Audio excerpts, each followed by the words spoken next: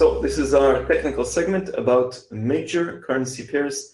Then we'll do crosses separately. So I was talking about the dollar taking a breather from the rally, and that's what we've seen yesterday, and also today until, well, until an hour ago, because now we're seeing euro dollar dip below 107.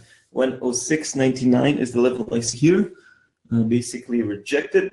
I still suspect it. I still see 107.10 as support. If we zoom out a bit, we'll see that euro dollar is trading at the lowest levels in a year. Okay, quite a big fall there. Look at this spike to the upside, reaching 113 when there were high hopes of a Clinton victory, and then when the mood, before the mood changed, when the US dollar was selling on an apparent victory by Trump, before things totally changed. Anyway, let's run through these levels. On the top side, 113.70, very high resistance, followed by 112.80, 112, 111.20, which is still a strong line to the upside. 110, of course, a very round level. 109.60, 109, 108.50, which didn't hold too long. The old line of 108.20 is still a bit relevant, and I still see 107.10 as support. I see the current move as unconfirmed at the moment. We'll have to zoom out a bit more to see where the next levels are, because these are levels that the euro dollar hasn't stayed at for quite some time.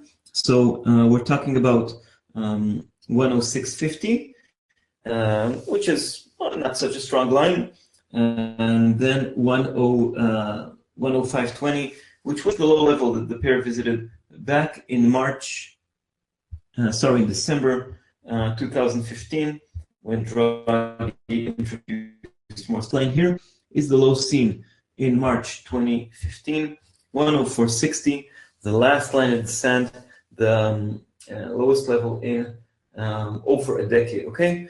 But you can see that 107.10 is a very strong line. For me, it hasn't been broken yet. If it will be broken, there's a lot of room to the downside. Some are talking already about parity. Okay, let's continue to other major pairs. We talked about euro dollar, pound dollar. Pound dollar is at 124.80. Lots of mood swings with the pound. So levels I'm watching here. Let's begin from higher ground, because we did see pound dollar rise to higher ground. Fascinating currency pair. Remember that the pound had a super Thursday just before the elections 2 weeks ago.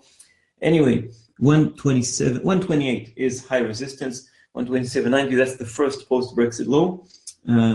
126,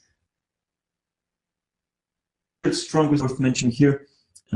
126.90, okay, followed by 125.50. Sorry, 125.60, 124.80. Current level, more or less. 123.20 is the next line of support if the pair continues falling. Currently, it's quite stable this morning.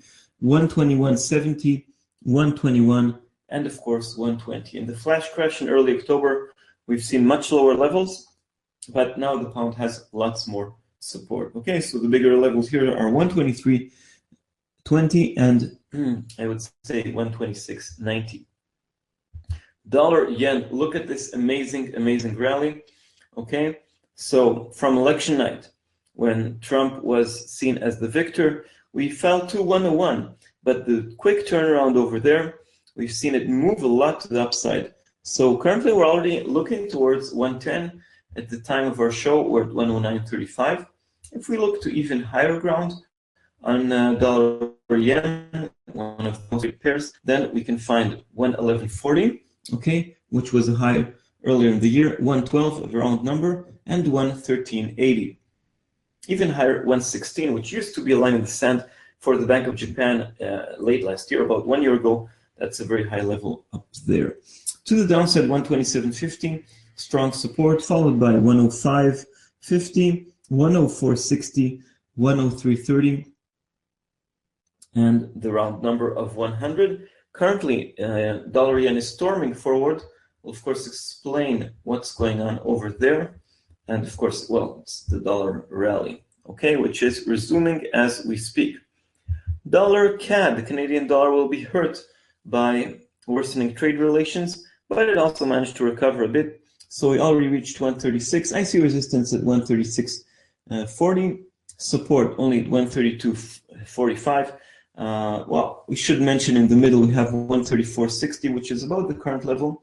I'm mentioning this level as it used to work as support quite times. So as resistance as well. So we have this line here. Okay, so, but currently it's more of a pivotal line within the range. If we look to even higher ground, 140, it's the next level of resistance, followed by 143.25. To the downside, as I mentioned, 132.45 and 130. Ranges are a bit wider in dollar CAD, also due to the bigger fluctuations in oil prices. Aussie dollar, like other commodity currencies, it's suffering, but still in range, very much. Unfortunately, Aussie dollar has become a bit more boring. Anyway, currently we're at support 75.33, further support at 75, resistance 76, 76.60, 77, and 77.40. Under 75, we have the 74.40 line. Very narrow ranges here on Aussie dollar. Maybe the jobs report will change its mind. New Zealand dollar suffered quite a lot.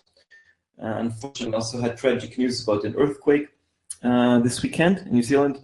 Central bank cut interest rates. Anyway, as expected, 71.60 resistance followed by 72, 72.65.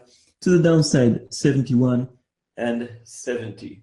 Okay, dollar Swiss began talking about it a bit more. We broke above the line of parity. Above parity, we have 160, 100.60, and then 102. To the downside, parity now serves as some kind of support, followed by 98.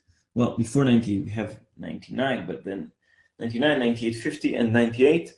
Let's see if the Swiss National Bank does not intervene here. Okay, and yeah, so these are the technical levels for major pairs. Okay,